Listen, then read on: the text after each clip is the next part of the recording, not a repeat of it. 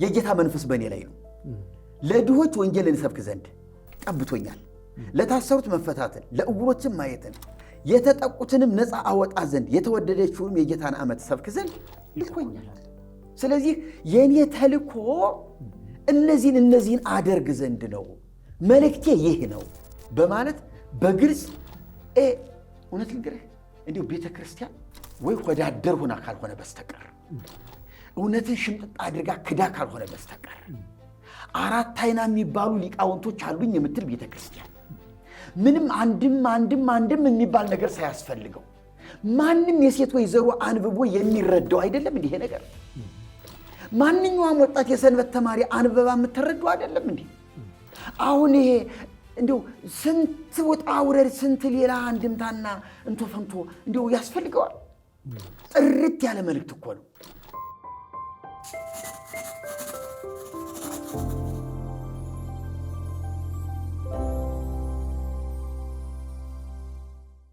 በጌታችንና በመድኃኒታችን በኢየሱስ ክርስቶስ ሰላምታ ሰላም እንላችኋለን። ውድ አድማጮቻችን፣ ተከታታዮቻችን እንደምን ከረማችሁ? ሰላም እግዚአብሔር ይብዛላችሁ። ከባለፈው ክፍል 1 የቀጠለውን ክፍል 2 ይዘንላችሁ እንመጣለን። አሁንም ይህንን ፕሮግራማችንን ወይም መርሃ ግብራችንን የምንነጋገረው የምንወያየው ከመምህር ጽጌ ጋር ይሆናልና በባለፈው ክፍላችን ላይ ሰፊ ነገር ተረድታችኋል፣ አውቃችኋል ብለን እናምናለንና እግዚአብሔር ማን እንደሆነ ይህን አልከተረዳችሁ ላኪውን ካየን አሁን ቀጥታ ደግሞ ወደ መልእክተኛው እንመጣለን። መልእክተኛው ማን ነው? መልእክተኛው ምንድነው? የሚለውን ደግሞ በስፋት የምናይ ይሆናል።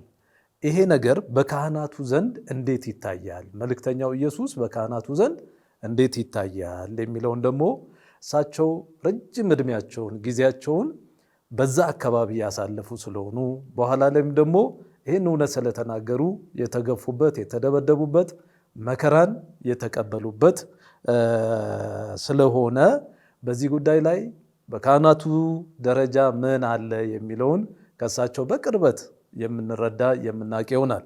አንዳንዶቻችን ብዙ ጊዜ በርቀት ሆነን የምንሰማቸው ነገሮች አሉ።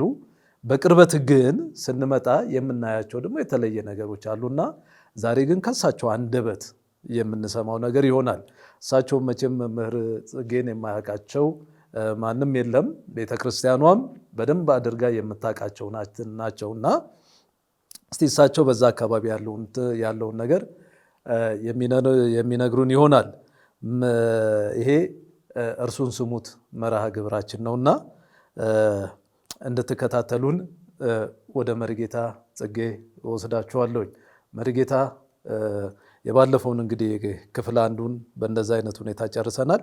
አሁን ክፍል 2 ላይ ነን ያለነውና በክፍል 2 ላይ መልእክተኛውን እንድናይ ነው ዛሬ። እንግዲህ መልእክተኛው ማን ነው? መልእክተኛው ምንድን ነው? መልእክተኛው በካህናቱ አካባቢ በዚህ ቤተ ክርስቲያን እንዴት ነው የሚታየው? ምንድን ነው የሚመስለው? እነኝን እንግዲህ እስቲ እንድንወያይ ይፈልጋለሁ። ዋናው አጀንዳም መልእክተኛው ነው። አነጋጋሪው መልእክተኛው ነው። ክደት የሚፈጸምበትም መልእክተኛው ነው። መከራም ሰዎች መከራ የሚቀበሉትም እሱም መከራ የተቀበለው መልእክተኛው ነው እና እስቲ በዚህ ጉዳይ ላይ እንነጋገር።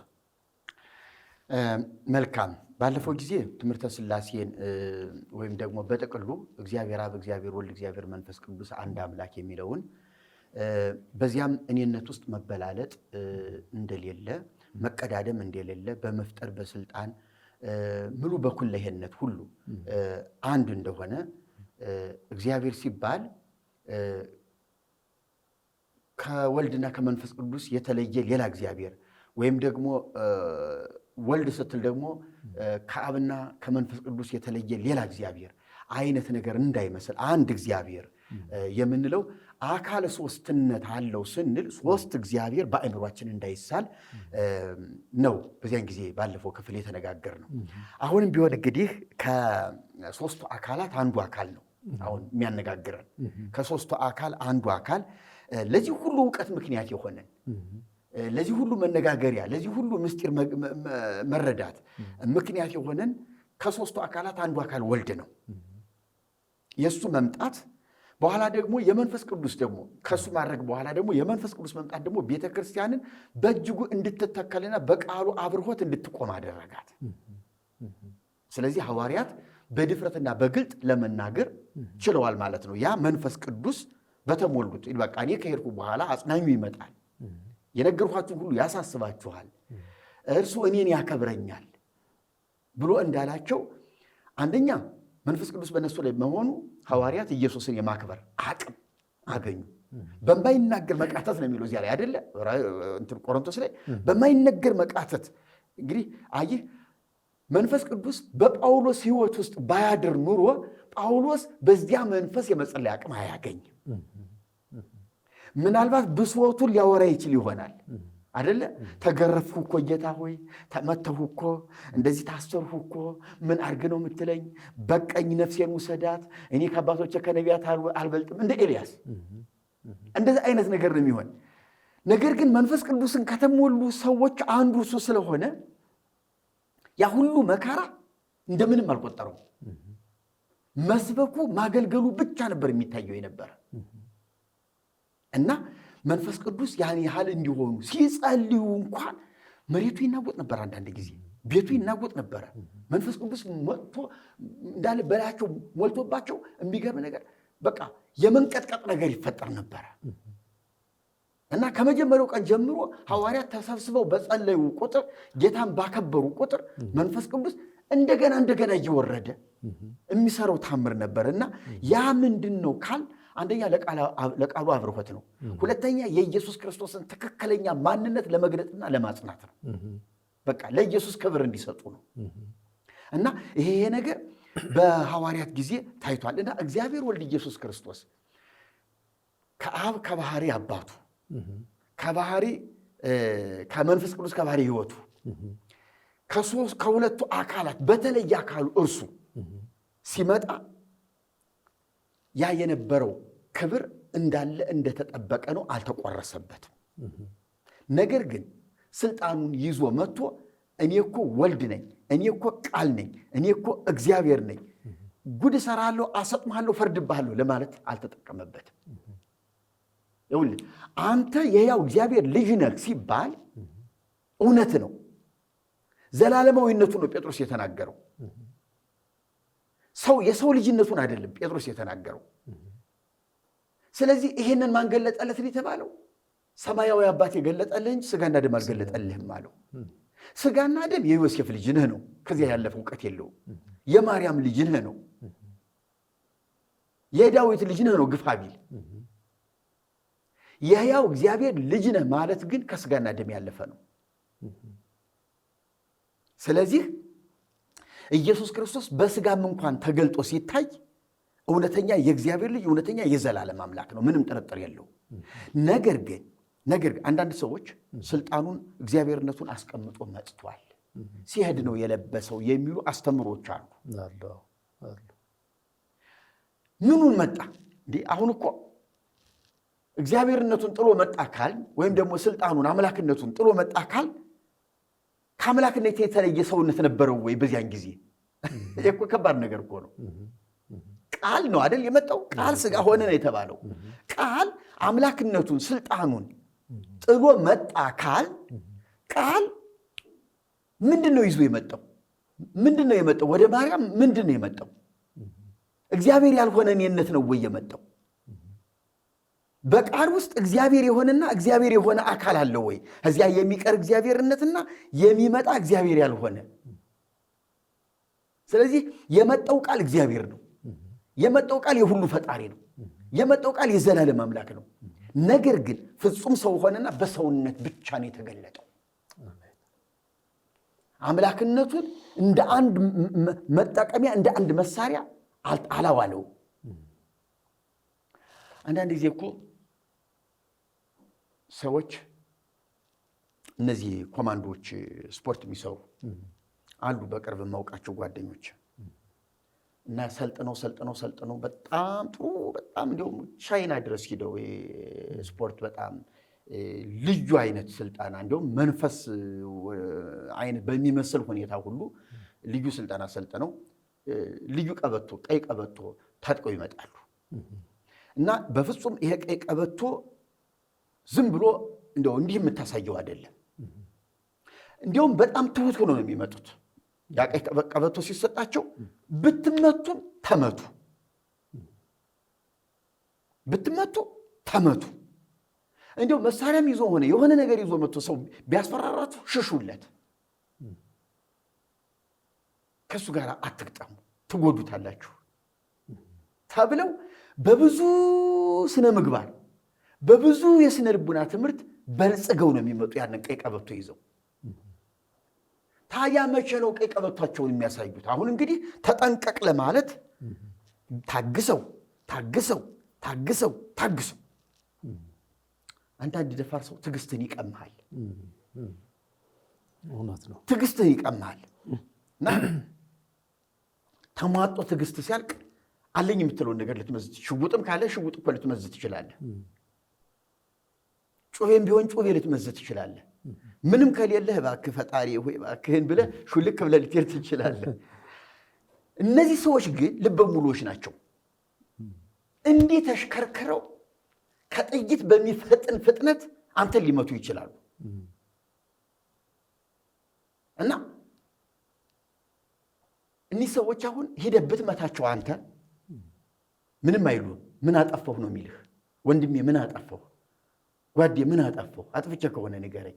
ደግሞ አንተን ደግሞ ብለህ ብትደግመው ኧረ እባክህ እባክህን አትምተኝ እባክህ፣ ደሙን እየጠረገ እባክህ፣ ሰዎች እየፈረዱበት አንተ ወንድ አይደለህም እንዴ አትመታውም እንዴ እየተባሉ ተው እባካችሁን እኔ አልመታውም እያለ እየታገሰ መጨረሻ ላይ ግን የማትለቀው ከሆነ ቀበቶን ሊያሳይ ይችላል። ተወኝ እጎዳሃለሁ። ቀበቶን ያሳያል። ቀበቶውን ስታይ ይሄ ሰውዬ ማን እንደሆነ ስታውቅ ከአካባቢ ከዚያ መጥፋት አለብህ። በእርግጥ አይመታም። ቀበቶውን ካሳየ በኋላ ምንድነው ደግሞ እሱ ደግሞ ብለህ ስትመጣ ግን እርምጃ ይወስዳል። አመታቱ ደግሞ ይጎዳሃል ክፉኛ። ስለዚህ እግዚአብሔር ወልድ ሲያኮርፍ ቀይ ቀበቶ አይመዝም፣ ወይም ደግሞ መለኮትነቱን ብልጭ አያደርግ። እንደው እናጥፋትችን ከተማ ሲሉት እንኳን ምን አይነት መንፈስ ነው የሆነላችሁ? የሰው ልጅ እኮ ለጠፉት ቤዛ ሊሆን ነው የመጣው። እንዴት እንደዚህ የተላላችሁ? ምን አይነት መንፈስ ነው የሆነላችሁ ብሎ ሲላቸው በእነሱ ምን ያህል ወደ ደማቸው የሚገባ ምክር እየሰጣቸው እንደሆነ አስተዋይ ልቡና ብቻ ነው የሚያስተውለው። ስለዚህ ጌታችን ኢየሱስ ክርስቶስ ፍጹም መለኮት ሆኖ እያለ በፍጹም ሰውነቱ ሊግባባ በሚችልበት መመታት ካለበት በዚያ ስጋ እየተመታ መተፋት ካለበት በዚያ ስጋ ላይ ትፋት እየተተፋበት መሆን ያለበት ነገር ሁሉ እየሆነ በዚያ ስጋ ግን ተገለጠ። ይሄ ስጋ አሁን መለኮት የሌለው መለኮት አልባ ሩቅ ብሲ ይባላል በግዕዝ ቋንቋ።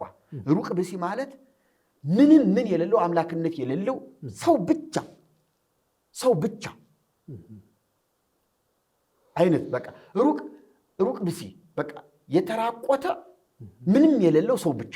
አሁን ከአምላክነት ቃል ወልድ ማለት ሩቅ ብሲ ነው ማለት ከአምላክነት የተራቆተ አምላክነቱን ተነጥቆ የመጣ አምላክነቱን ጥሎ የመጣ ሰው ብቻ ማለት ነው። ስለዚህ ኢየሱስ እንደዛ አይደለም፣ ሩቅ ብሲ አይደለም። አምላክነት ደግሞ ቃል ሲመጣ አስቀምጦት የሚመጣ ሲሄድ የሚይዘው አይደለም። ጨርቅ እኮ አይደለም፣ ወይም ደግሞ የሆነ የትጥቅ ልብስ እኮ አይደለም። አምላክነት እኮ ባህሪያዊ ነው። ነፍሴ ከዚህ ቆየኝ ብለህ ስጋህን ብቻ ይዘው ትሄዳለህ እንዴ? አይደል እንዴ? መንፈሴ እዚህ ቆየኝ እዚያ ቦታ ደርሼ ልምጣ ብለህ እኮ ስጋህን ብቻ ይዘህ አትሄድም። ባህሪያዊ ነው፣ ካንተ የሚነጠል አይደለም። ስለዚህ ቃል መለኮት ነው፣ ሙሉ መለኮት ነው። ሰው ሲሆን ያ ቃል ያ መለኮት ነው ሰው የሆነው። አይ በመለኮቱ ሰው አልሆነም። ይኸውልህ አልተለወጠም። መለኮት ወደ ሰውነት አልተለወጠም እንጂ በመዋሃድማ ሆኗል። ቃል አይደል ስጋ የሆነው? ቃል እኮ ነው ስጋ የሆነው። ቃል እኮ መለኮት ነው። እና ይሄ አሁን አንዳንድ ሰዎች ይመስለኛል መለኮትነትን የሚረዱት ከቃል ጋር ወይም ከኢየሱስ ጋር የሚረዱት ልክ እንደ አንድ ጄኔራል ባለስልጣን ወይም እንደ አንድ ትልቅ ማናጀር በቃ ስልጣኑን ሲፈልግ የሚነጠቅ ሲፈልግ ደግሞ እንደገና ድጋሚ የሚሾምበት ወዳድሮም ይሁን ምን ብሎ እንደገና የሚሾምበት እንደገና ስልጣኑን የሚይዘው እንደዛ አይደለም እግዚአብሔር። እግዚአብሔር እኮ ባህሪያዊ ነው ስልጣኑ። የሰው ስልጣን ከሆነ ትነጠቃለህ፣ እንደገና ልታገኘው ትችላለህ። በቃ ስለዚህ ሰውኛ ስልጣንን እንደዛ እናደርገዋለን። እግዚአብሔር ወልድ ላይ ያለው መለኮት ፍጹም ሰውነት ኢየሱስ ላይ ያለው መለኮት ግን እንደዛ አይደለም። አሁን የሰውነትን ስራ እየሰራሁ ነው አምላክነቴ እዚያ ቆየኝ የሚለው አይደለም።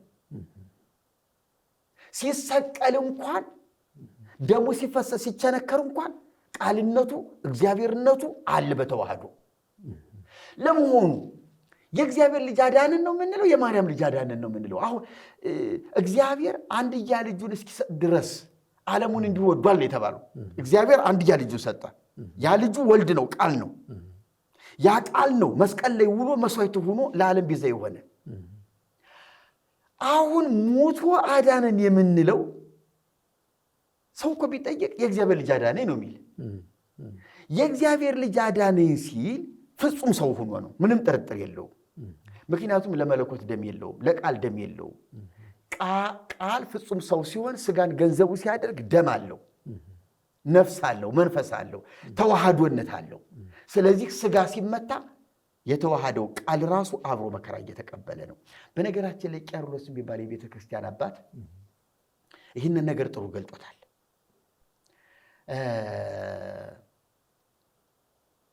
በመስቀል ላይ ወይም ደግሞ መከራ እየተቀበለ ባለበት ሰዓት ቃል የት ነበረ?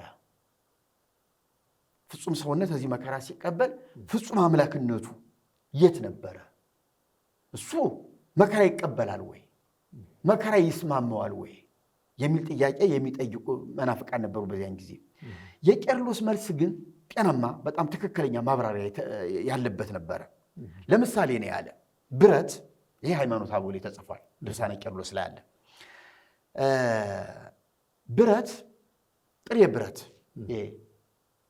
ወደ እሳቱ ሲገባ መጀመሪያውኑ ኖርማል ብረት ነው። ወደ እሳቱ ሲገባና ባለሙያው በወናፍ ከሰሉን እያፋመ ያንን ብረት ሲያግለው ብረቱ ብረትነቱን አልለቀቀም፣ ግን እሳቱን ተዋህዶት ነው የሚወጣ። እሳት እዛ ላይ አለ፣ ብረቱም አለ፣ እሳቱም አለ። እሳቱና ብረቱ ተዋህደዋል። እሳቱ ብረቱን ውስጠኛ ክፍል ሁሉ ነው የተዋህደው። የሚገርምህ ብረቱን ከሁለት ብትቆርጠው እሳቱ ከዚያም አለ ከዚህም አለ። ስለዚህ ብረቱን አሁን ባለሙያው በመዶሻ ቢቀጠቅጠው ቢፈልግ የሆነ ጠፍጣፋ አካፋ ቢያደርገው ቢፈልግ አድቦልብሎ የሆነ የእንጨት መፍለጫ የዚህ ምንድነው የብረት መፍለጫ ምንድነው የሚባል ቢያደርገው እንጨት መፍለጫ የእንጨት መብሻ ሽብልቅ ቢያደርገው መጥረቢያ ቢያደርገው ቢፈልግ መዶሻ ቢያደርገው እየቀጠቀጠ አሁን መዶሻው ሲያርፍበት ከዚያ ብረት ላይ መከራው የሚሰማው ለማን ነው ነው ጥያቄው። እሳቱ አብሮ አለ፣ የሚጨፈለቀው ብረቱ ነው፣ የሚተጣጠፈው ብረቱ ነው። ግን ከብረቱ ጋር እሳቱ ደግሞ የብረቱን ቅርጽ እየያዘ አብሮ ይተጣጠፋል። ሲመታ ግን እሳቱ ሳይሆን የሚያመው ብረቱ ነው። እሳቱ ከብረቱ ጋር ስለተዋሃደ ምናልባት መዶሻው አብሮ ያርፍበታል። ግን መከራ የሚሰማው ግን ብረቱ ነው። ስለዚህ እግዚአብሔር ቃል ፍጹም ሰውነትን ተዋህዶ መከራ ሲቀበል ልክ እንደዚህ ነው። አይ ስጋ ነው መከራ እየተቀበለ ያለ እኔን አይመለከትም ብሎ ከስጋ ርቆ የሚቀመጥ መለኮት የለም። ርቆ የሚቆም ቃል የለም። ከስጋ ጋር ተዋህዷል። የስጋ መድማት የሱ መድማት ነው። የስጋ መመታት የሱ መመታት ነው። በቃ የስጋ ሁለንተናዊ መከራ የሱ መከራ ነው። ስለዚህ የእግዚአብሔር ልጅ አዳነኝ ስንል በስጋ አብሮ መከራ ስለተቀበለ ነው። ተዋህዷል እና ቄርሎስ ይህንን በእንደዚህ አይነት ሁኔታ ነው የገለጠና አንዳንዶቹ መለኮት ይሄ ድዊ ሲፈውስ ቃል ነው፣ አምላክነት ነው። ሲበላ ሲጠጣ ደግሞ ሰውነት ነው እያሉ ከሁለት በመክፈል ሁለት ባህሪ ልበለው ወይም ደግሞ ሁለት ልዩ ሁለት አይነት ነገር እንዲኖር እና አሁንም መከራ ሲቀበል የሰውነት መከራ ያልተቀበለ አምላክነት ሆኖ ይከፋፈልና ስለዚህ መከራ በተቀበልነው እኛ የዳን ነው ወደሚል ልንመጣ ነው። እንደዛ ከሆነ የእግዚአብሔር ልጅ መከራ አልተቀበለም፣ በረቀት ቆሞ እያየ ነው ማለት ነው። እና የእግዚአብሔር ልጅ አዳነኝ ማለት አንችልም። እንደዚህ አይነት አስተሳሰብ ካለን ተዋህዷል ካልን ግን በመዋሃድ አብሮ መከራን ስለተቀበለ በእግዚአብሔር ልጅ ደም ድኛለሁ ማለት እችላለሁ። ስለዚህ አሁን መልእክተኛው ማን ነው ለሚለው ነገር የተዋሃደው ኢየሱስ ነው ማለት ነው። ፍጹም ከእግዚአብሔር አብ ተልኮ ፍጹም ሰው በመሆን ተገልጦ ነቢያት ትንቢት ተናግረውለታል። ኢየሱስ እንደማንም ነቢያት ዝም ብሎ ከእናት ከአባት ተወለደ፣ እግዚአብሔር ጠራው፣ ስራ ጀመረ። እንደዛ አይደለም። ብዙ ነቢያት ትንቢት የተናገሩለት የእግዚአብሔር ልጅ፣ ብዙ ምሳሌ የተመሰለለት የእግዚአብሔር ልጅ።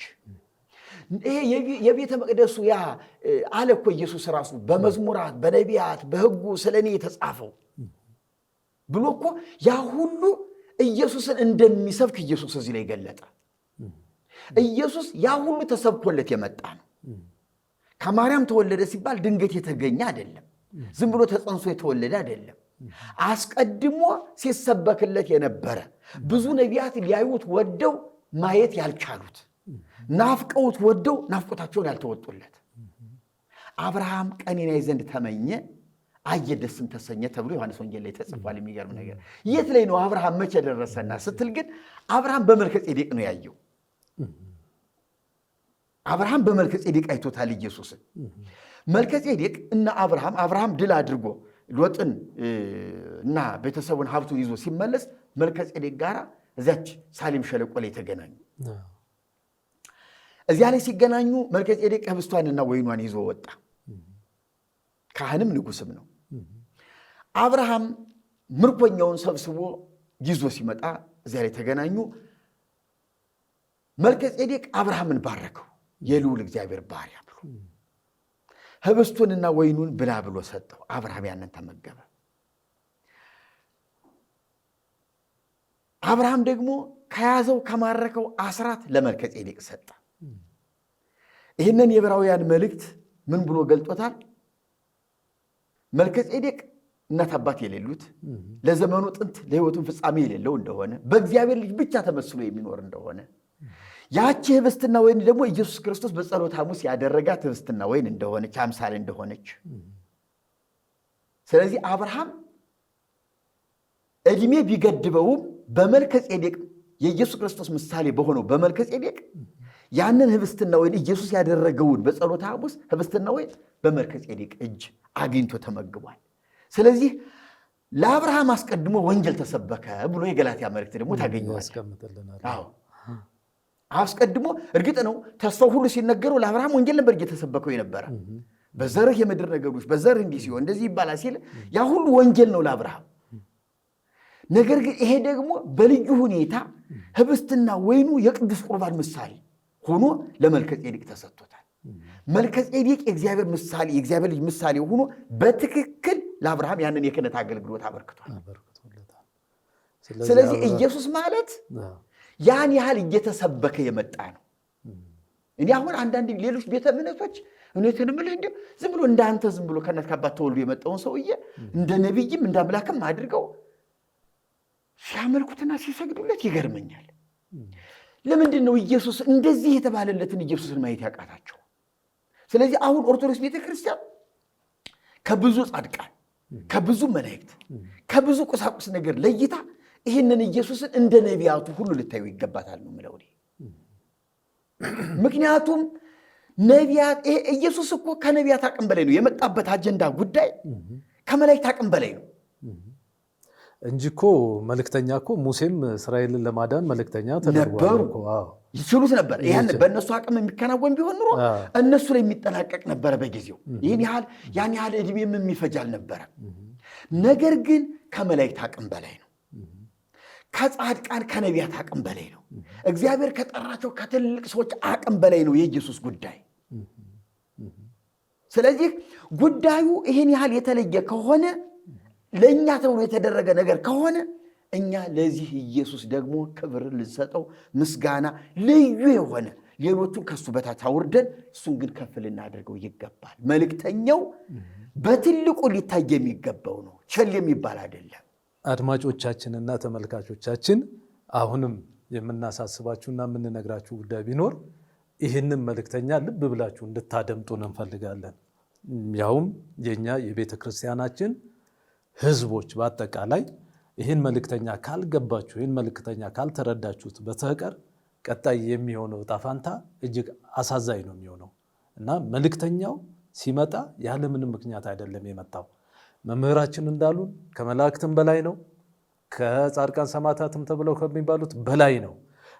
መሪጌታ እንደውም እንትና መጋቢ አዲስ እሸቱ በቅርብ ጊዜ አንድ ነገር ሲናገሩ የሰማዋቸው የኢየሱስን ስም የማርያምም ስም የገብርኤል ስም የትኛውም ስም ሊያክለው አይችልም፣ ቢጨፈለቅ እንኳን ይህንን ስም ሊተካ የሚችል አይደለም ብሎ በቅርብ ጊዜ የተናገሩትን ነገር ሰምቻለሁ። እና ህዝባችንም ይህንን ስም ነው እንድታደምጡት የምንፈልገውና እንድትሰሙት የምንፈልገው ይህንን ስም ነው።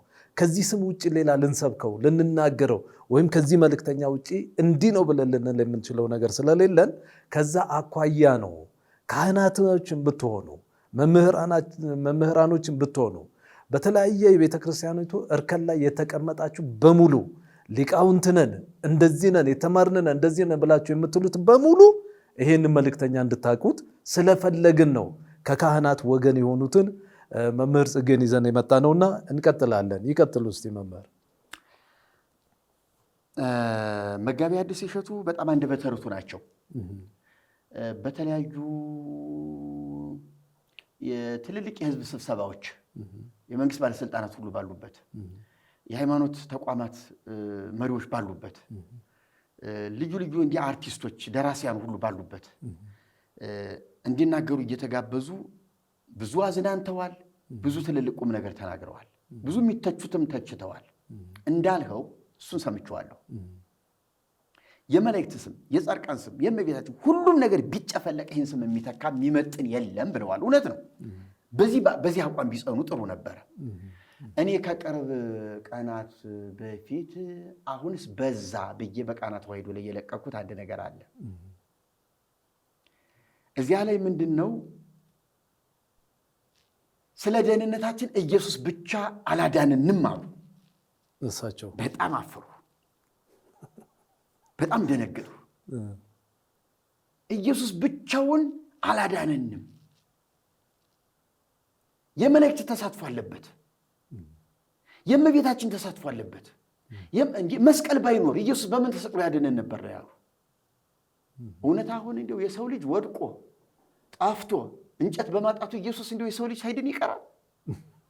እንጨት ጠፍቶ ድንግል ማርያም ባትኖር ደህንነታችን የት ይገኝ ነበረ?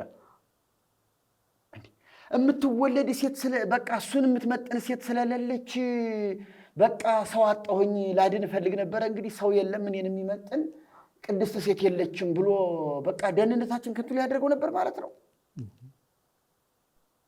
ወይስ ለመሆኑ ኢየሱስ ከድንግል ማርያም ሲወለድ የምትመጥነኝ ለእኔ ብቁ የሆነች ብሎ ነው እንዴ ከድንግል ማርያም የተወለደው?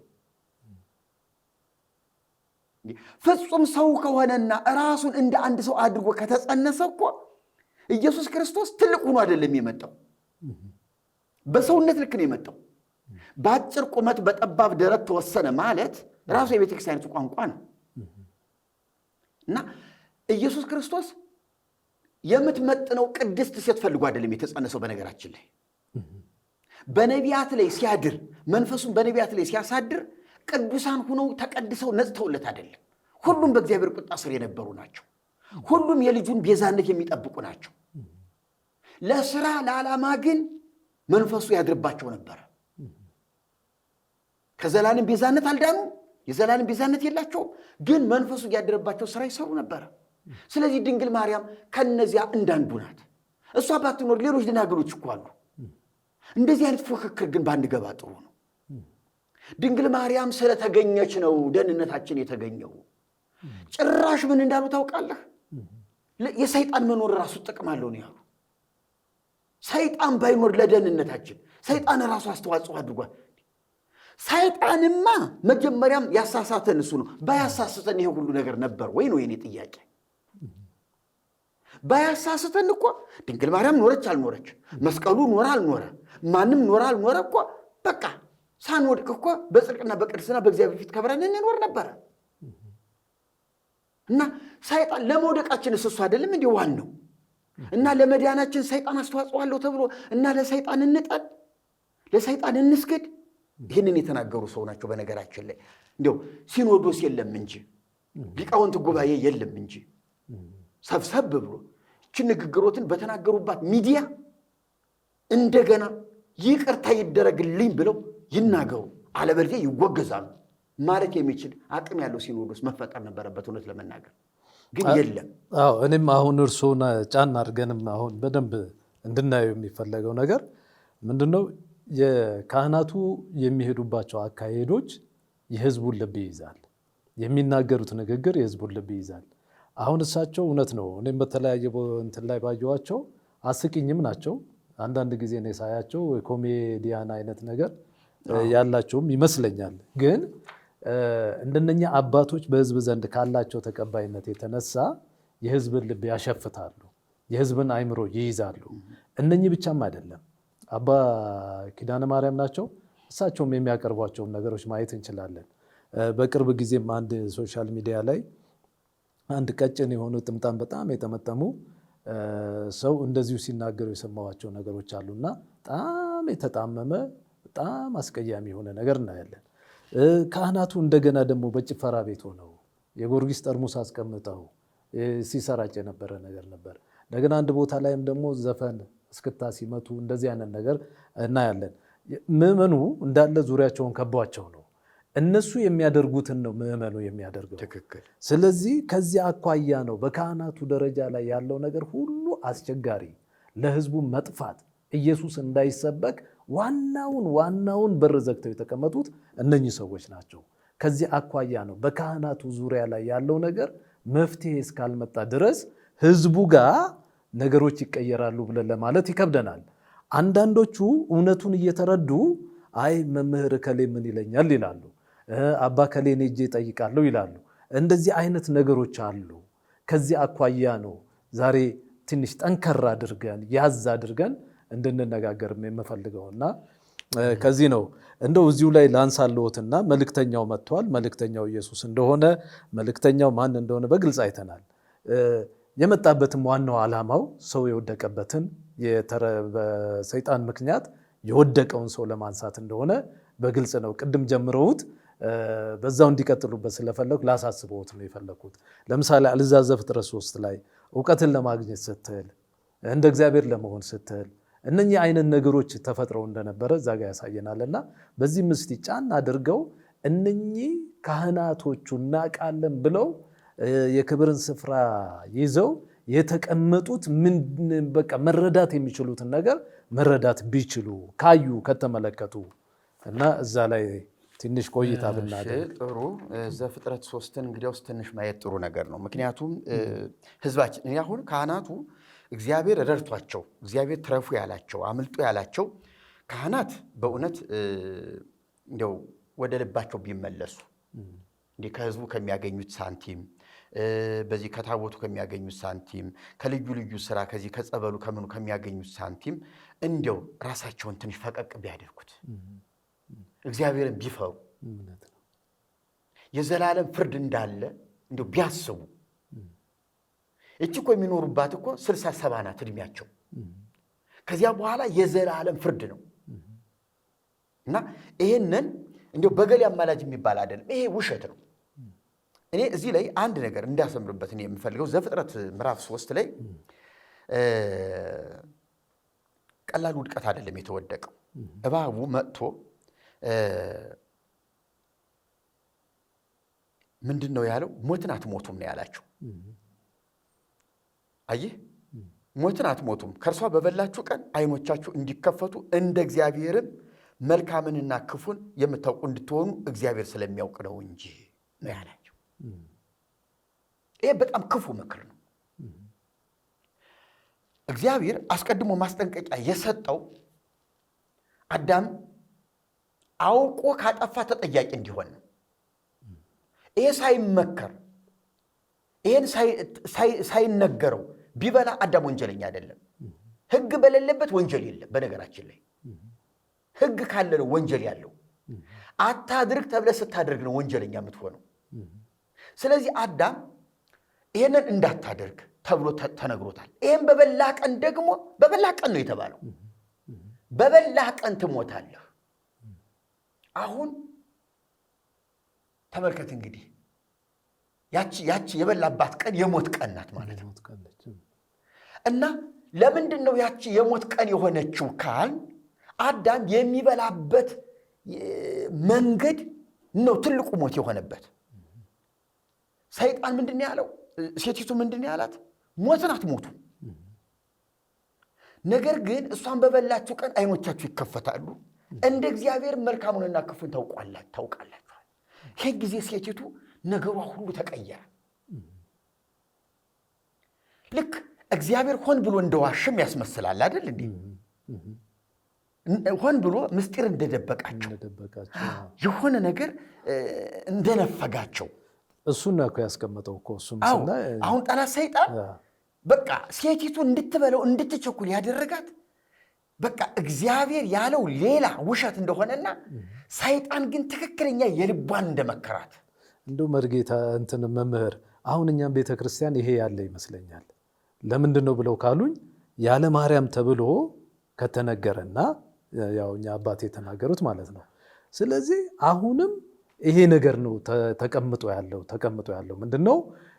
ይሄኛውን በመቃወም ይሄኛው ነው ትክክለኛው እያሉ ያሉ ይመስለኛል ካህናቱ። የትኛው ማለት ማርያም አሁን እዚህ ጋር እግዚአብሔር እንደ እግዚአብሔር እንዳትሆኑ ስለፈለገ ነው ብሏቸዋል። እኛ ጋርም እዚህ ጋር ስንመጣ ስናይ ኖ በኢየሱስ ብቻ ነው ብለን ስንል አይደለም በማርያም ነው። እሱ ምን ልክ ነህ። በእንተ ሔዋን ተአጽብሖ ኅተገነት ወበእንተ ማርያም ድንግል ተረፈለነ ውዳሴ ማርያም ላይ አለ። በእንተ ሔዋን ተአጽብሖ ኅተገነት በሔዋን ምክንያት የገነት ደጅ ተዘጋ፣ ወበእንተ ማርያም ድንግል ተረፈለነ በድንግል ማርያም ደግሞ ተከፈተልን። ስለዚህ አሁንም እዚህ ጋር ሰይጣን የሰራው ቦታ ላይ እነኝም ስራ ሰርተዋል ማለት ነው ሰዎች። አሁን ልክ ይሄ እንዳለ ሆኖ አሁን ውድቀቱ ምን ያህል ግዝፈት እንዳለው መጀመሪያ እግዚአብሔር የተናገረው ንግግር አጽንዖቱ ያመላክታል። ሁለተኛ ሰይጣን መጥቶ የመከረው ምክር ሞቱ እጅግ እንዲከብድ አድርጎታል።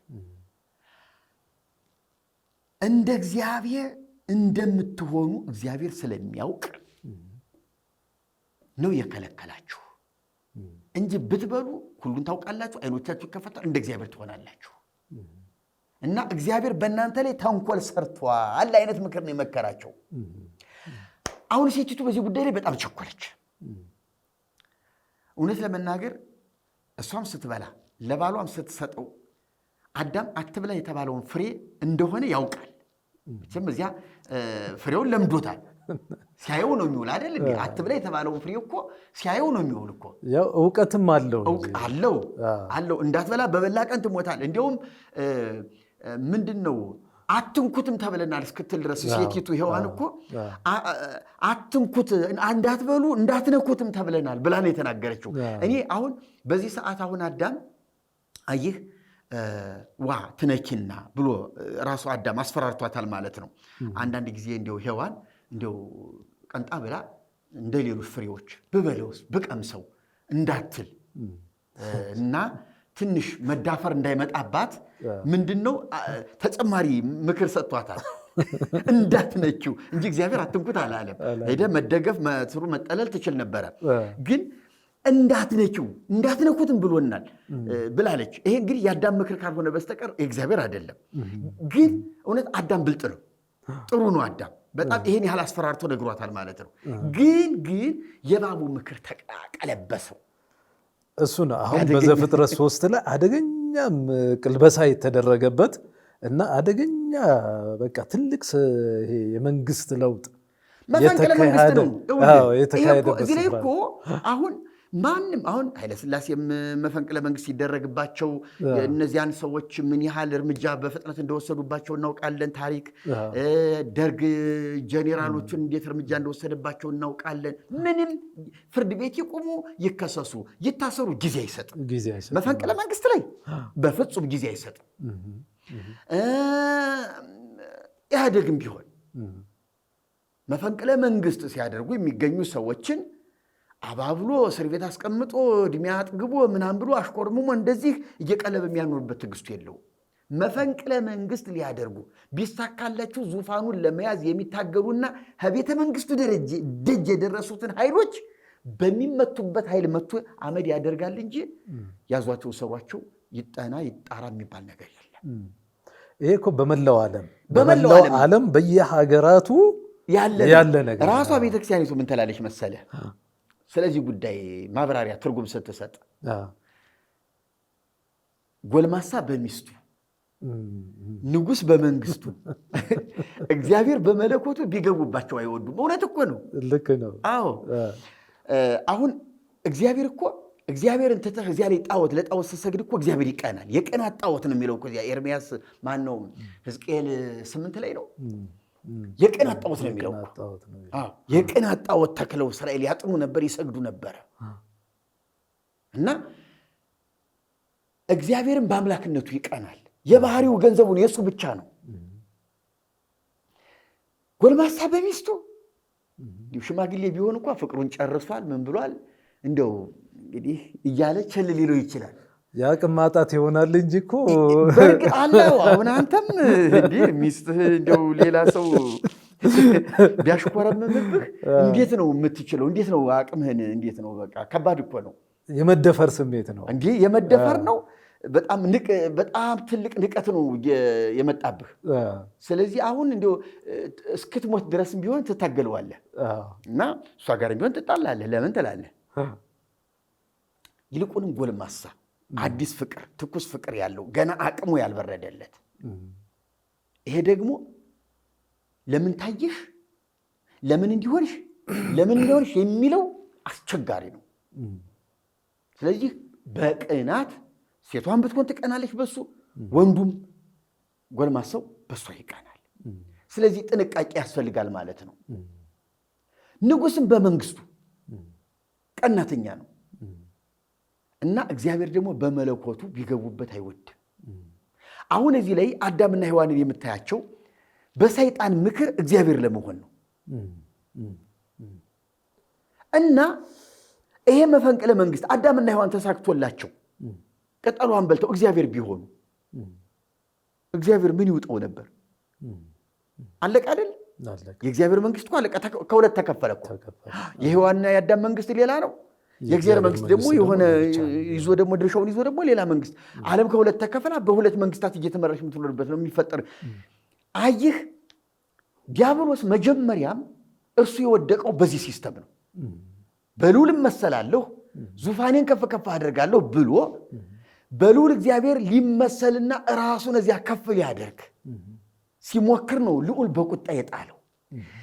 እግዚአብሔር በዚህ የሚመጡትን ምሕረት እንደማያደርግላቸው ስለሚያውቅ ሰይጣን አዳምና ሔዋንን ለዘላለም በእግዚአብሔር ቁጣ እንዲጣሉ ስለፈለገ በዚህ ምክር መከራቸው። እግዚአብሔር ትሆናላችሁ አላቸው። ስለዚህ ሞከሩት።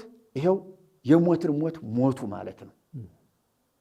ግን ደግነቱ ያ መንፈስ ነው። ሰይጣን ለዘላለም ነው የተጣለው። አዳም ስጋ ለባሽ ነው። የመዳን መንገድ አለው። ስለዚህ መፈንቅለ መንግስቱ ቀላል አይደለም፣ ውድቀቱ ቀላል አይደለም። ለዚህ ነው ቅድም መዳናችን ከመላእክት አቅም በላይ ነው። ይሄ መላእክት የሚገቡበት የሽምግልና ጉዳይ አይደለም። በመላእክት ሞት ወይም ደግሞ መላእክት ስጋ ለብሰው የሚያመጡት ደህንነት ወይም እርቅ አይደለም። ራሱ እግዚአብሔር የተወደው የተበደለው ራሱ እግዚአብሔር ራሱ ገብቶበት ነው ነገሩ የሚስተካከለው። የሚገርመው ግን የኛ ቤተክርስቲያን አሁን ምን አለች መሰለህ? እኔ የሚገርመኝ ነገር አምላክ ማን ነው አዳም ያኔ በሰይጣን ምክር ፈልጎት የነበረውን አምላክነት በኋላ በኢየሱስ ክርስቶስ ሰው መሆን አገኘው አዳም ያኔ ቅጠሏን በመብላት ያጣውን ያንን ፈልጎት የነበረውን አምላክነት በኋላ በኢየሱስ ክርስቶስ ሰው መሆን አገኘው። ምክንያቱም ኢየሱስ ክርስቶስ የአዳምን ሥጋ ለብሶ በሰማይ በዙፋኑ ተቀምጦ ከዘላለም እስከ ዘላለም ይገባል ታርዳሃልና እየተባለ የአዳም ሥጋ ይመሰገናል። አካሄዳቸው እኮ ይገርማል። እውነት መራቀቃቸው አንዳንዴ ጥሩ ነው፣ ይገርማል። ግን ለበጎ አይደለም እየተጠቀሙበት ያሉት።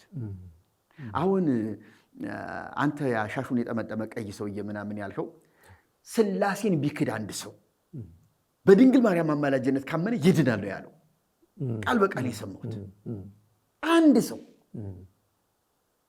ሥላሴን ክዶ በድንግል ማርያም አማላጅነት ካመነ ይድናል ያለ። ልትደነግጡ ትችላላችሁ ነው ያለ። ጭራሽ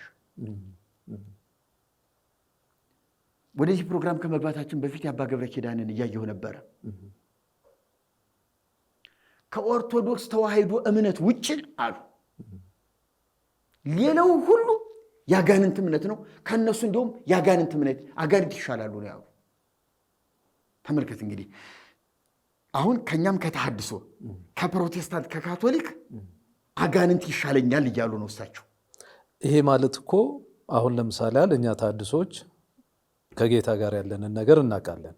ፕሮቴስታንትም ማንን እየተከተለ እንዳለ ያውቃል። ስለዚህ እኮ በነሱ በሌላ አይነት አነጋገር እናንተ ከምታመልኩትም ኢየሱስ አጋንንት ይሻላል ብለው እየነገሩን ነው ያሉት። እንግዲህ ይሻላል አጋንንት ይሻላል ማለት እኮ አጋንንትን ከፕሮቴስታንቱም ከታድሶ ከካቶሊክ እኮ ለአጋንንት እኮ ይሻላል ብለው ለአጋንንት እውቅና ሰጡ። ስለዚህ በእነኚህ ቦታዎች ላይ እኔ አሁን ለየት ተደርጎ እንዲታይልኝ የምፈልገው ምንድን ነው? ኢየሱስ ነው እዚህ ጋር እየተነገረ ያለው እየተሰበከ ያለው ኢየሱስ ነው እና አጋንንት ይሻላል ብለው ካሉ ይሄንን ኢየሱስን አይቀበሉትም ማለት ነው። እነሱ እዛ ጋር ቦታ የላቸውም ማለት ነው። በምንም ተአምር አሁን እነሱ ቤዛነትን መድኃኒትነትን ወደ ቅዱሳን ነው አድርገውት ያለ ወደ ፍጡራን ነው የወሰዱት። አንዳንዴ አመልጧቸውም ይሁን ምን ይሁን ስለ ኢየሱስ ክርስቶስ ቤዛነት ይናገራሉ። አሁን ቅድም እንዳልከው የፍጡራን ስም ተጨፍልቆ ተሰብስቦ ኢየሱስ ክርስቶስን አይተካውም ማለት አይደለም። ግን ሌላ ቦታ ላይ ደግሞ ለቤዛነታችን እኮ የሰይጣን ተሳትፎ አለበት አሉ ያው ሰው ራሱ። ስለዚህ ቅዱሱን መስቀል መስቀል ቤዛነ መስቀል ኃይልነ መስቀል ጽንነ ብለው ስዕል ስለው እንደሚሰግዱለት ሁሉ ድንግል ማርያምን ቤዛዊተ ኩሉ ዓለም ብለው እንደሚሰግዱላት ሁሉ ሰይጣንም አንተ ቤዛችንና አስተዋጽኦ አለ ብለው ለምን አይሰግዱለትም? ቢሆን የተሻለ ነው። ምን ልዩነት አለ? ምንም ምርጫ የላቸው እንትን የለውም። ለምን ያም ነው ይሄም ነው። ሰይጣን ይሻላል ካሉ አባ ገብረ ኪዳን ከነዚህ ከመናፍቃን ሰይጣን ይሻላል ካሉና ለሰይጣን ቅርበት ከሰጡ ኢየሱስ ክርስቶስን በመስበካችን ቤዛ እሱ ብቻ ነው በማለታችን ቅዱስ ወንጌል ሕያው ቃሉ ብቻ ነው ለእኛ መመሪያችን ማለታችን ምን ያህል ነው እሳቸውን ያስቆጣቸው? ይሄ እኛ መፍትሄ የሆነ ቤዛ የሆነ የአጋንንትን ስልጣን የሻረ የዲያብሎስን መንግስት ያፈረሰ ኢየሱስ ክርስቶስ ነው። ሌላ ስም አልሰበክንም፣ ሌላ ሥላሴ አልሰበክንም። ምንድን ነው አሁን ሰይጣን ይሻላል ዲያብሎስ ይሻላል ብለው ለመናገር የተገደዱበት? አሁን እውነት አሁን ይሄ ኦርቶዶክስነት ነው ወይ? አሁን እንዳልከው ተሰሚነት አላቸው መድረክ ላይ ታላቁ አባት ታላቁ ሐዋርያ እየተባሉ ብዙ እየተነገረላቸው ያሉ ሰው ናቸው። ይሄንን እውቅና ይዘው ህዝቡን ግን ሰይጣን እንዲያመልክና የሰይጣን ጥገኛ እንዲሆን የሰይጣን ቤተኛ እንዲሆን እያደረጉት መሆኑ አይገነዘቡ?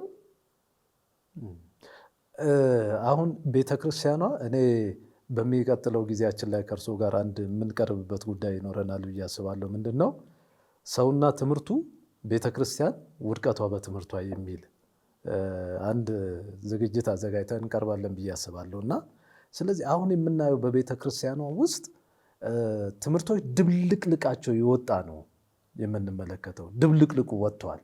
መሰረታዊ የሆነ ነገር የለም። ህዝቡ ዝም ብሎ በቃ ዝም ብሎ እንደሚነዳ አይነት ነገር ነው እየተነዳ ያለው ማለት ነው። በአባ ኪዳነ ማርያም በሚያስተምሩት ትምህርት በሚሊዮን የሚቆጠር ህዝብ ይከተላቸዋል። እነ መጋቢ አዲስ በሚያደርጉት ደግሞ እንደዛው በሚሊዮን ይከተላቸዋል። ስለዚህ ውል የሌለው ነገር ነው አሁን ቤተክርስቲያኗ ውስጥ እየሆነ ያለው። ውል የሆነ የለም እና ተሐድሶ ይምጣ ብለንም እንግዲህ እኛ የምንከራከረው የምንጨቃጨቀው ከእንደዚህ አይነት አጋንንታዊ ትምህርት ጋር ነው። ጦርነቱን እየከፈትን ያለ ነው። ግድ ነው። እኛ ተወደደም ተጠላም ቤተክርስቲያኒቱ ተሐድሶን መቀበል አለባት፣ ወይም ደግሞ ህዝቡ በሚማረው ከኛ በሚሰማው ትምህርት ራሱን ማትረፍ ወደ ተሐድሶ ጉባኤ መቀላቀል አለበት። ይሄ የተሐድሶ ጉባኤ ተጠናክሮ ቤተክርስቲያኒቱ በይገባኛል ጥያቄ መያዝም ግዴታው ነው። እኔም እንደው ቢሆን ብዬ የምለው ተሐድሶ የተባለውም ራሳቸው ስያሜ የሰጡን ተሐድሶአውያን የባለቤትነት ጥያቄ ላይ መምጣት መቻል አለብን። ትክክል። ወደዚህ ካልመጣን አሁንም ይሄ ህዝብ በሚሊዮን የሚቆጠር ህዝብ በጨለማ ትምህርት ተይዞ ነው ያለው። አንድ ጊዜም ደግሞ በዚሁ እንደው እግረ መንገዳችንን እናንሳውና ሶሻል ሚዲያ ላይ የተለቀቀ ነው። ብቻ ወደ ሰሜኑ አካባቢ ነው ብዬ አስባለሁ። ያ ጸበል ቦታ እንዲህ በገመድ ታስሮ ይወረወራል። ዮሐንስ ቤተክርስቲያን የሆነ እየፈላ እና እንዲያዝና ይወረወራል፣ ይገባል፣ ይዘፈቅና እንደገና ገመዱ ተስቦ ነው የሚወጣው። እና ይሄ ምን በርሜል ነው የሚባለው? እነኝን ነገር ስንመለከት እዛ አካባቢ የሚደረጉት የሚሆኑት ያም ብቻም አይደለም። ከዛሬ 7 ዓመት 8 ዓመት በፊት አንዲት እህት መታ እንደዚሁ ቁጭ ብለን ተወያይተን ነበርና እሷ ወደዚህ ወደ ሞጆ አካባቢ ነው ወደ ውስጥ ይገባላሉ። ወንዝ ነገር ነው ያለው እዛ አካባቢ ጸበል ነገር ነው። አንድ መነኩሴ ነው ያጠምቀዋሉ። ህዝቡ ጠቅላላ እንዳለ ሄዶ የቆዳን በሽታ ይኑረው ምንም ነገር ይኑረው ምንም እንዳለ ነው የሚገባው። እርቃኑን ነው የሚገባው ህዝቡ ጠቅላላ እዛው ሲነከር ይቆያል። እና ከዛ ሲወጡ እምነት ተብሎ የሚሰጥ አፈር አለ። ያ አፈር አለች ሰውነት የሚበላ አፈር ነው እንዳለ ሰውነት የሚበላ አፈር ነው። እና ለምን አንድ ቀን ብቅ ብላችሁ ይሄን ነገር አታዩትም ብላ ነግራን ነበር። በደንብ አድርገን ስናጣራ አፈሩ እምነት ተብሎ የሚቀቡት አፈር ሰውነትን እየበላ የሚሄድ አፈር ነው። እና ህዝባችን በእንደዚህ አይነት ሁኔታ ውስጥ ነው ተከቶ ያለው። በእንደዚህ አይነት ሁኔታ ውስጥ ነው ተጨምሮ ያለው። ይሄ ደግሞ የአጋንንት ትምህርት ነው። እና ቤተክርስቲያኗ እንደ ቤተክርስቲያን ነኝ የምትልበት ህልውና ላይ ያለች አይመስለኝም መምህር። በእርግጥ እንግዲህ አንዳንዱ ቦታ ላይ እንዲያው መንግስትም የጤና ባለሙያዎችን ቢያሰማራበት ጥሩ ነው። ለምሳሌ አሁን አፈር ያልኸው ያ ቦታ ምናልባት ከዚህ በፊት የሆነ ነገር የተደረገበት ምናልባት ፈንጅ ፈነዳበት ሊሆን ይችላል፣ የሆነ ነገር የፈሰሰበት ሊሆን ይችላል፣ ካምፕ የነበረ ምናልባት በወታደር በሆነ ነገር ላይ አንድ ስራ የተሰራበት ሊሆን ይችላል። እዚያ ላይ አፈሩ እንዳለ ስለሚኖር እና ቤተክርስቲያኒቱ ደግሞ እዚያ ላይ ጸበል ፈለቀ ብላ ብትል ቤተክርስቲያን ሰራው ብላ ብትል እንዳልከው አሲድ ሊሆን ይችላል። ውሃውም ቢሆን እሺ ጸበል ይበሉት፣ ግን በላቦራቶሪ ተመርምሮ ታይቶ ጉዳት የማያደርስ ከሆነ በባለሙያ ቢጠና። አንድ ጊዜ እኮ አተትና መተት ነው ምንድነው የተፈጠረ ጊዜ በውሃ ነው በሽታው የመጣው ተባለ። በውሃ ነው፣ በተበከለ ምግብ ነው፣ በምን ተባለ እና አብዛኞቹ ጸበል ተመረመሩ። ያኔ መንግስት እርምጃ ወሰደ። ጸበል ምርመራ፣ ይሄ ጸበል ውሃ በየአካባቢው የፈለቀ የተባለ ውሃ ሁሉ ተመረመረ። ቧንቧ ላይ ኮንተረር ምንድነው የሚባለው ይሄ ሮቶ ላይ ያለ ውሃ ሁሉ እንዲመረመር ተደረገ። ያኔ እኔ በትክክል የማስታውሰው በጊዜው የካ ሚካኤል ቤተክርስቲያን በተፈጥሮ ከተራራማ ስር ከስር ከድንጋያማ ጣብቂያ ውስጥ የሚወጣ ስለሆነ እሱ ብቻ ነው ነፃ ሆኖ የተገኘው። እንዲሁም እሱንን መጠጣት ጨጓራ፣ አንጀት ቁስለት ምናምን ላለባቸው ይሄ ያጥባል፣ ኩላሊትን ያጥባል፣ ጨጓራ ያጥባልና ይህንን መጠጣት ጥሩ ነው ብለው ሁሉ ምስክርነት ሰጥተዋል። አሁን የጸበልነቱ ሚካኤል ቤተክርስቲያን ጸበል ባይሆን ውሃው እንደሆነ ባለበት በተፈጥሮ ይቀጥላል ማለት ነው። ጸበል ስለሆነ አይደለም ጨጓራና አንጀት ኩላሊት የሚያጠበው የሚያጸደው። የትኛውንም ውሃ እኮ የተጣራ ውሃ እኮ የታሸገ ውሃ ጠጣ እንባላለን። ለጤንነት ለማጣሪያ ምናምን ጠጡ እንባላለን። የግድ እዚያ ሂዱ አንባልም። ግን ያም ቢሆን ካፈር ውስጥ ነውና የሚወጣው ከጊዜ በኋላ የሚሆነው የሚለወጠው ነገር አይታወቅምና ክትትል ቢደረግበት ጥሩ ነው። አሁን በርሜል ጊዮርጊስ እውነት በምን ሁኔታ በምን ሲስተም ነው እየሆነ ያለው? መንግስት እውቅና ሰጥቷል ወይ? መንግስት እንዲህ ነው ባለሙያዎቹን ልከን አረጋግጠናል እንዲህ ነው ብሎ ያለን ነገር አለ ወይ? እንደዚህ አይነት ችግር አለበት እንደዚህ ለምትሆኑ ሰዎች መንግስትም ሆነ ሕክምና ኃላፊነትን አይወስድም ለምን አይልም? የጤና ጥበቃ እኮ ይሄ ኃላፊነት አለበት እውነት ለመናገር። ለምንድን ነው ከውጭ የሚመጡ መድኃኒቶችን፣ ምግቦችን፣ ሌሎች ነገሮች እዚህ የታሸጉ የተመረቱ ምግቦች ላይ ብቻ ለምን አይኑን ያፈጣል የጤና ጥበቃ? ለምንድን ነው ወደ ቤተክርስቲያን ሁሉ ገባ ብሎ በሰላማዊ መንገድ ለምንድን ነው እነዚህ ነገሮች መታየት አለባቸው? ከቤተክርስቲያን አካባቢ የሬሳ መቀበሪያ ቦታ ነው። አፈር እየተዛቀ ደግሞ እምነት እየተባለ ይሰጣል እንዴ? ለምንድን ነው ይሄ ነገር ትንሽ ጤነኝነት ነው ወይ? ቤተክርስቲያኒቱ ለገንዘብ ስትል ህዝቡን እየዋሸች እየሸነገለች አይደለም ወይ? እና ይሄ አፈር ከሬሳ ጋራ ንክኪነት ስላለው እንትን አለበት መታየት አለበት፣ ወይም ደግሞ ህዝቡ ይሄን ነገር እንዲያቆም መነገር አለበት። ቤተክርስቲያን ይሄን ነገር አቁሚ፣ የሬሳ አፈር አትስጭ እምነት ነው ብለሽ ተብላ ቤተክርስቲያኒቱ ሊነገራት ይገባል። እና ሁለተኛ ነገር ደግሞ እኛ እንደ ክርስቲያን ስሙ በኢየሱስ ስም ነው በቃ መዳን። ይሄ እግዚአብሔር አብ የሰጠን ሁለንተናዊ ፈውስ ይዞ የመጣ ሁለንተናዊ መፍትሄ ሆኖ የመጣ መልእክተኛ ኢየሱስ የእግዚአብሔር ልጅ አለ። እግዚአብሔር ይመስገን። እንግዲህ ወደ የዚህኛው ክፍል መልእክታችን ወደ ማጠናቀቅ እየሄድንና መርጌታ መልእክቶቹንም በዚሁ ብንዳስሳቸው አንድ ላይ የመጣው ኢየሱስ መልእክቱን በዚች ሰዓታችንም ያለቀ ስለሆነ መልእክቱን ብናይ ለምሳሌ ከመልእክቶቹ መካከል አንዱን በወንጌል እመኑ ንስሐ ግቡ በማርቆስ 1:14-15 ያለ ቃል አለ። እንደገና የጠፋውን ሊፈልግ መጣ የሰው ልጅ ብሎ ኢየሱስ የተናገረው ነገር አለ። እኔ ሕይወት እንዲሆንላችሁ እንዲበዛላችሁ መጣሁኝ፣ እኔ እውነትም ሕይወትም መንገድም ነኝ፣ ከኔ በቀር ማንም ወደ አብ ሊመጣ አይችልም የሚለውን እነኚህ ያለውን ነገር አብረን ብናያቸው እና ወደም ብናጠቃለል የዚህኛውን ክፍል ጥሩ። እሺ ያው ይሄንን መልእክቱን ያልኩት መልእክተኛው ማን እንደሆነ በደንብ ስላየነው ነው። ትክክል። እና ለካህናቱም ለቤተ ክርስቲያኒቷም ለሕዝቡም የሚያስተላልፉትን ነገር ጭምር እንዲያስተላልፉ ጥቂት ጥቅሶችን እናንብብ እስቲ። ኢሳይያስ 61:1 አውጣልኝ አንተ እስቲ። እስከ 2 ቁጥር 1 እና ቁጥር 2 አንብበው። ትንቢተ ኢሳይያስ ምዕራፍ 61 ከቁጥር 1 እስከ 2 የጌታ የእግዚአብሔር መንፈስ በእኔ ላይ ነው፣ ለድሆች የምሥራችን እሰብክ ዘንድ እግዚአብሔር ቀብቶኛልና፣ ልባቸው የተሰበረውን እጠግን ዘንድ፣ ለተማረኩትም ነፃነትን፣ ለታሰሩትም መፈታትን እናገር ዘንድ ልኮኛል። የተወደደችውን የእግዚአብሔርን ዓመት አምላካችንም የሚበቀልበትን ቀን እናገር ዘንድ፣ የሚያለቅሱትንም ሁሉ አጽናና ዘንድ፣ እግዚአብሔር ለክብሩ የተከላቸውን የጽድቅ ዛፎች እንዲባሉ ለጽዮን አልቃሾች አደርግላቸው ዘንድ፣ በአመድ ፋንታ አክሊልን በልቅሶም ፋንታ የደስታን ዘይት በሐዘንም መንፈስ ፋንታ የምስጋናን መጎናጸፊያ እሰጣቸው ዘንድ ልኮኛል። እስከ ቁጥር 3 ድረስ እስከ ቁጥር 3 እሱኑ ቃል ወንጌላዊ ሉቃስ ስለገለጠው እኔም እዚሁ ክፍል ላይ ላንብበው። መልእክተኛው ማን ነው? መልእክቱ ምንድን ነው? አሁን መልእክተኛው የተላከበት ዋናው ተልእኮ ምን ሊያደርግ ነው? አሁን እኮ የተላከው ሙት ተብሎ ነው፣ ለመስቀል ነው የመጣው፣ ሌላ አይደለም።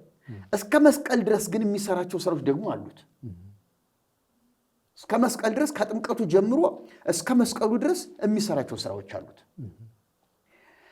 የጌታ መንፈስ በእኔ ላይ ነው፣ ለድሆች ወንጌልን እሰብክ ዘንድ፣ ወንጌል ማለት የምስራች ነው፣ ቀብቶኛልና፣ ለታሰሩትም መፈታትን፣ ለዕውሮችም ማየትን እሰብክ ዘንድ፣ የተጠቁትንም ነፃ አወጣ ዘንድ፣ የተወደደችውንም የጌታን ዓመት እሰብክ ዘንድ ልኮኛል ብሎ ራሱ መቅደስ ሂዶ ስለ ራሱ የተጻፈውን ራሱ አነበበ።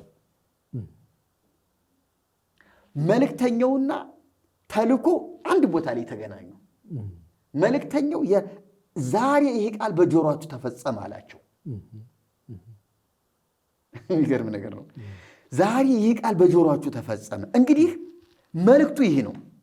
አንደኛ፣ ሁለተኛ፣ ሶስተኛ ብለን መውጣት እንችላለን። የጌታ መንፈስ በእኔ ላይ ነው፣ ለድሆች ወንጌልን እሰብክ ዘንድ ቀብቶኛል፣ ለታሰሩት መፈታትን፣ ለዕውሮችም ማየትን፣ የተጠቁትንም ነፃ አወጣ ዘንድ፣ የተወደደችውንም የጌታን ዓመት ሰብክ ዘንድ ልኮኛል። ስለዚህ የእኔ ተልኮ እነዚህን አደርግ ዘንድ ነው። መልእክቴ ይህ ነው በማለት በግልጽ እውነት ልንገርህ፣ እንዲሁ ቤተ ክርስቲያን ወይ ወዳደር ሆና ካልሆነ በስተቀር እውነትን ሽምጥጥ አድርጋ ክዳ ካልሆነ በስተቀር አራት አይና የሚባሉ ሊቃውንቶች አሉኝ የምትል ቤተ ክርስቲያን ምንም አንድም የሚባል ነገር ሳያስፈልገው ማንም የሴት ወይዘሮ አንብቦ የሚረዳው አይደለም እንዲህ ነገር። ማንኛውም ወጣት የሰንበት ተማሪ አንብባ የምትረዳው አይደለም እንዴ? አሁን ይሄ እንዲሁ ስንት ወጣ ውረድ ስንት ሌላ አንድምታና እንቶ ፈንቶ እንዲሁ ያስፈልገዋል? ጥርት ያለ መልእክት እኮ ነው። በቃ ለዚህ ልኮኛል አለ። ወንጌልን ሰብክ ዘንድ የምስራች። ወንጌል ማለት ደግሞ አይነ ስውር ማብራት አይደለም። በነገራችን ላይ ምናልባት ይሄ ትንሽ የምስራች ሊሆን ይችላል። ትንሹ ወንጌል ነው። አይነ ስውር ማብራት፣ ሙት ማንሳት፣ ድውይ መፈወስ፣ ለምጽ ማንጻት ይሄ ትንንሹ ወንጌል ነው። ትልቁ ወንጌል ግን ቀራንዮ ላይ ነው። የምስራቹ እዚያ ላይ ያለ ኢየሱስና ሞት የሚገናኙበት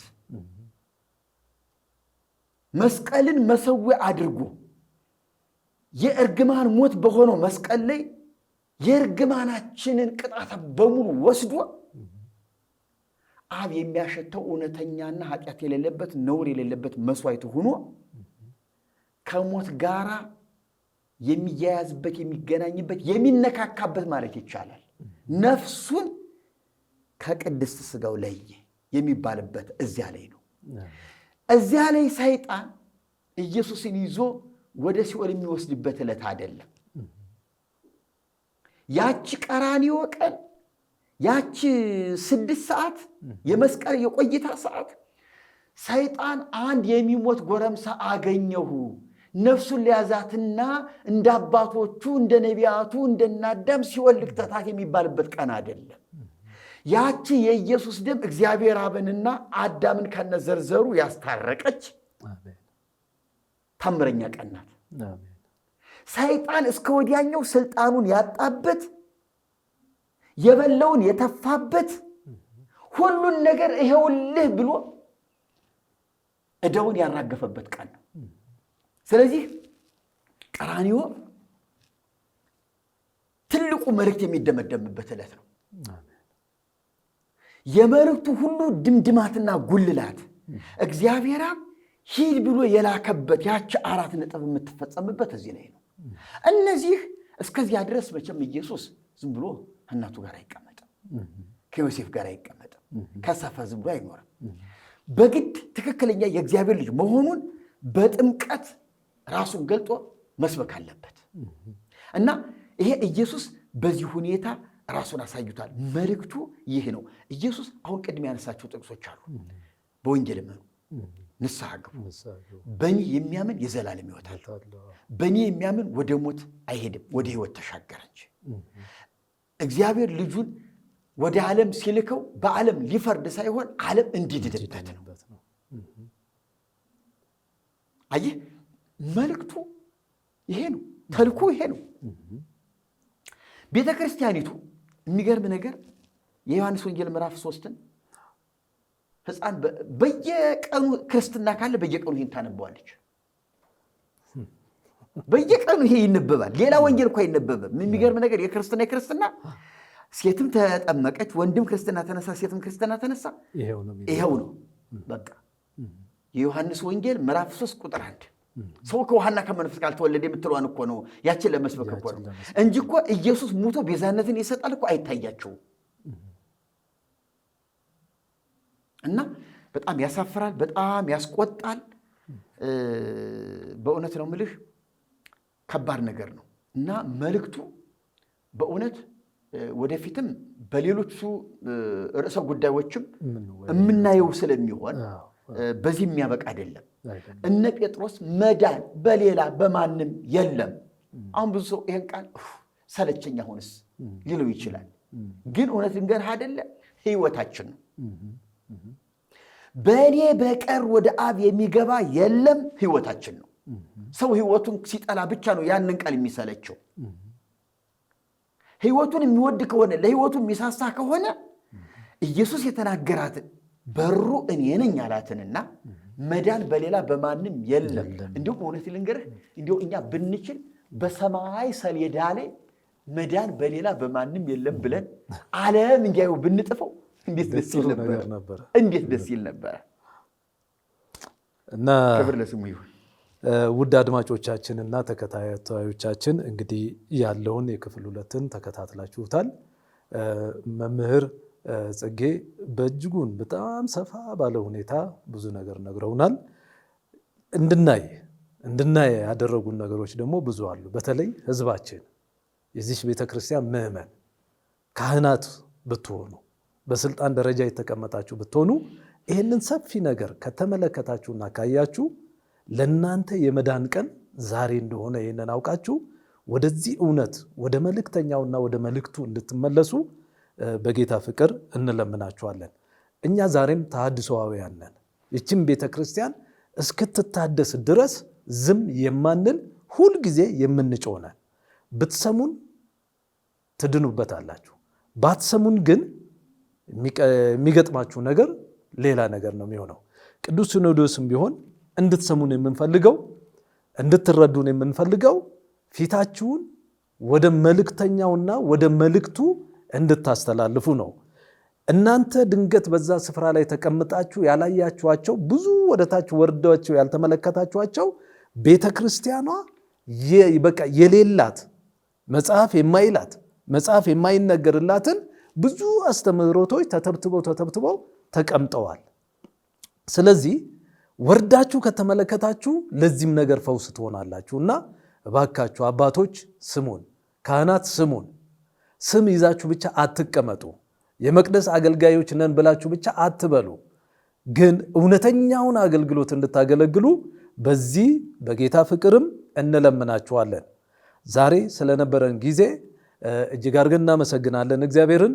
መርጌታም ጽጌ እጅግ አድርጌ አመሰግናለሁኝ። ይሄ እርሱን ስሙት መርሃ ግብራችን ነው። በቀጣይ በክፍል 3 ላይ ደግሞ ሕይወቱንና አገልግሎቱን ተመልክተን የምናጠናቅቅ ይሆናል። በዚህ ሁሉ ግን አሁንም ቢሆን ካህናቶችን የሚመለከት ነገር ስለሆነ የምንወያየው ካህናቶች የምታደምጡ ካህናቶች አገልግሎታችሁን እንድትፈትሹ እንመክራችኋለን። በክፍል 3 እስክንገናኝ ድረስ ቸር ሰንብቱ።